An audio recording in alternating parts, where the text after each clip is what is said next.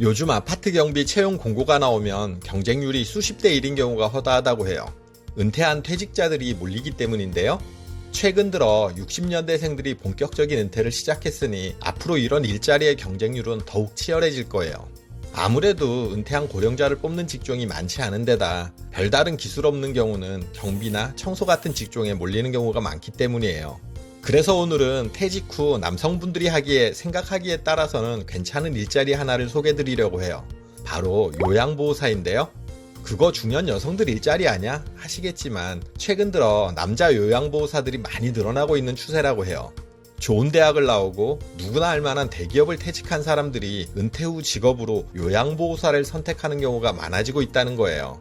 그래서 오늘은 남자 요양보호사에 관한 전반적인 내용을 소개해드릴 테니 관심 있으신 분들은 끝까지 집중해주세요. 안녕하세요. 알아두면 삶이 힘이 되는 채널 매일 3분입니다. 남자 요양보호사 총정리. 첫 번째, 아무나 할 수 있나? 요양보호사 자격증이 성별, 나이, 학력이 무관하니 누구나 응시가 가능하고요. 정해진 교육시간만 이수하면 시험은 누구나 합격이 가능한 수준이라 남자라도 자격증 따는 건 문제가 되지 않아요. 다만 요양보호사 업무의 특성상 아무나 할 수 없는 일이기도 해요. 일단 흔히 하는 말로 요양보호사 일이 똥기저귀 치우는 거라고 하잖아요. 이런 일의 특성상 봉사정신도 있어야 하고 사명감도 있어야 가능한 일이에요. 그리고 무엇보다 중요한 부분이 요양보호사가 대부분 여성들이라는 사실이에요. 남자들 많은 곳에서 여자 혼자는 잘 지낼 수 있어도 여자 많은 곳에서 남자 혼자 잘 지내기 힘들다고 하잖아요. 일단 처음 요양보호사 교육을 받으러 가면 소수를 제외하고 나머지 다 여자들이에요. 이 사이에서도 꿋꿋하게 교육받고 잘 적응할 수 있어야 해요. 여성들이 많은 직종에서 일했다거나 여성분들 사이에서도 문제없이 잘 지낼 수 있는 성향의 분들이 하시면 좋아요. 남자 요양보호사가 가장 힘들어하는 게 일보다는 여성들 사이에서 제대로 적응하지 못하는 문제라고 하거든요. 그리고 아픈 어르신들을 케어하는 일이 본인의 성향에도 잘 맞는지도 생각해 보시고요. 남자 요양보호사 총정리. 두 번째, 어떤 일을 하나? 기본적으로 남자 요양보호사도 여자 요양보호사와 같은 일을 해요. 다만 남자 환자를 케어하는 경우나 힘을 쓰는 일들을 더 많이 맡아서 하게 되고요. 방문 요양의 경우는 청소나 요리 등 살림 부분이 많다 보니 여자 요양보호사를 선호하거든요. 그래서 남자 요양보호사의 경우는 주간보호센터나 요양원 등에서 일하게 되는데요. 여성 환자분들이 많다 보니 이런 분들 케어는 여자 요양보호사가 하는데요.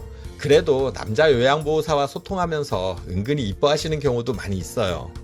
또 요양보호 일이 무거운 환자를 옮기거나 하는 힘을 써야 하는 일들이 많은데 이런 부분에서도 남자가 유리하고요. 또 간병일이 아무래도 체력적으로 힘든 경우가 많잖아요. 그렇다 보니 주간보호센터나 요양원에서는 남자 요양보호사를 원하는 곳들이 많아요. 그리고 대부분 팀 단위로 운영이 되는데요. 남자분들 같은 경우 오랜 직장 생활을 통해 사회 경험이 풍부한 점도 이런 데 적응하는 데 도움이 돼요. 요양보호사분들이 하는 일에 비해서 처우가 열악하다고 말씀들 많이 하시는데 남자 요양보호사가 늘어나면 이런 부분 개선에도 더 속도가 나지 않을까 하는 생각도 들고요. 그리고 주간보호센터 같은 경우는 송영이라고 환자들이 오고 가는데 운전을 해야 하는 경우가 많은데요. 남자들은 대부분 운전에 능숙하기 때문에 이런 점도 일하는 데 도움이 돼요. 남자 요양보호사 총정리. 세 번째, 남자 요양보호사의 단점은 일단 낮은 급여가 가장 큰 단점이 될 거예요. 현재 요양보호사의 급여는 최저시급 수준으로 월 200만원 정도인데요. 좋은 직장에 다니다가 퇴직한 입장에서 이 정도 급여가 만족스럽지 않을 수 있어요. 그래서 돈을 벌기 위한 직업으로 선택하는 것은 바람직하지 않고요. 퇴직 후 소일삼아 하면서 봉사도 하고 일하는 보람도 없는다는 마음가짐을 가져야 가능한 일이에요. 그리고 또 하나의 단점은 사회적 시선도 문제가 될 수 있어요. 남자들은 하지 않는 여자들의 일자리라는 편견이 있을 수 있고요. 또 좋은 직장 다니다 퇴직하고 하는 일치고는 사회적으로 낮게 보는 시선이 분명히 있거든요. 그래서 내가 체면이나 남들의 눈을 많이 신경 쓰는 타입이면 이 일이 맞지 않을 수 있어요. 그리고 그 외에 요양보호사 업무에 여러 가지 어려움이 있을 텐데요. 몸이 불편한 어르신들을 돌보는 일이다 보니 말 그대로 똥기저귀 치우는 문제부터 환자들의 폭언이나 폭력, 그리고 환자가 사망했을 경우 느끼는 심리적인 어려움 등이 있어요. 또 여기도 사회다 보니 센터와의 갈등, 다른 요양보호사와의 갈등, 사회복지사 등과의 갈등처럼 다양한 문제가 있을 수 있는데요. 남자 요양보호사 입장에서 육체적인 어려움보다 이런 정신적인 어려움이 문제가 될 수 있어요. 남자 요양보호사 총정리. 네 번째, 남자 요양보호사의 장점은 퇴직하고 나면 아무래도 일자리를 구하기가 쉽지 않죠. 남자들의 경우는 전기, 조경, 건설, 택배업 등 육체적으로 힘든 일자리가 대부분이에요. 이런 일자리는 사무직만 하던 입장에서 육체적으로 견디기 힘들 수 있어요. 그리고 무엇보다 취업도 만만찮기도 하고요. 그런 의미에서 남자 입장에서 요양보호사는 다른 일자리에 비해 육체적인 난이도는 좀 낮은 편이라 할 수 있어요. 그리고 무엇보다 장점은 다른 자격직이나 직종에 비해서 취업이 잘 된다는 점이에요. 센터나 요양원 등에서는 남자 요양보호사를 원하는 수요가 많거든요. 그런데 요양보호사는 여성의 일자리란 생각에 아직까지 도전하는 남자분들은 많지 않거든요. 우리나라는 초고령 사회 진입을 목전에 두고 있는데요. 갈수록 이런 요양보호 쪽의 수요가 더 많이 늘어나게 될 거예요. 그리고 만족스러운 수준은 아니지만 매년 요양보호 분야의 처우가 조금씩 개선이 되고 있거든요. 퇴직 후 10년 정도는 충분히 일할 수 있으니 이런 점을 감안해봐도 긍정적인 면이 있어요. 그리고 무엇보다 간병인을 배운다는 게 장점이에요. 혹시 나중에 배우자나 가족 중 누군가가 아프다면 본인의 경험이 도움이 될 수 있고요. 또 자신이 더 나이가 들어 늙었을 때 내가 요양원, 요양병원, 실버타운 등 어디에 갈지를 선택하는 데도 이런 경험이 도움이 될 거예요. 본인의 경험보다 확실한 노후 준비는 없잖아요. 어르신들을 케어하면서 얻은 지식과 경험이 내 노후 모습을 그리는 데 도움이 된다는 것이 가장 큰 장점이 아닐까 싶어요.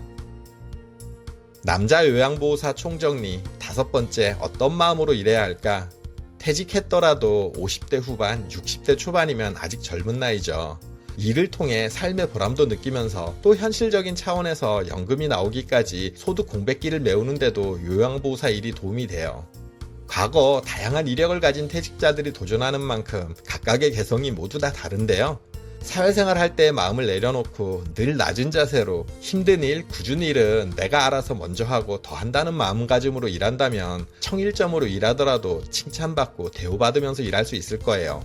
그리고 요양보호사는 아무래도 환자들을 돌보는 일이다 보니 이런 부분에서 좀 세심한 노력이 필요해요. 아픈 어르신들은 다정다감하고 상냥한 스타일을 좋아하시거든요. 이런 부분에서 남자 요양보호사가 여성들보다는 불리할 수 있는데요.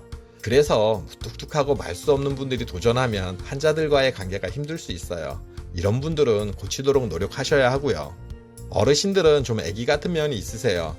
그래서 어르신들을 내 손주 대하는 것처럼 다정하고 상냥하게 그리고 사랑으로 대해주는 마음가짐이 있어야 해요. 그래야 환자도 편안하게 느낄 거고 환자와의 관계가 좋아야 본인도 즐거운 마음으로 일할 수 있어요. 큰맘 먹고 시작했는데 즐겁게 오래 하면 좋잖아요. 지금까지 남자 요양보호사에 관해서 말씀드렸는데요. 이 일을 돈을 벌기 위한 방편으로 접근하시는 분들은 100이면 100 오래 하지 못할 거예요. 다만 말씀드린 내용을 바탕으로 내 성향에 맞겠다 싶은 분들에게는 퇴직 후 남자 직업으로도 요양보호사가 괜찮다 싶어요. 여러분들의 생각은 어떠신가요? 영상 끝까지 봐주셔서 감사드려요. 구독, 좋아요, 알림 설정해 주시고요. 저는 매일 3분 대표 큐레이터 송한결이었습니다. 늘 행복하세요.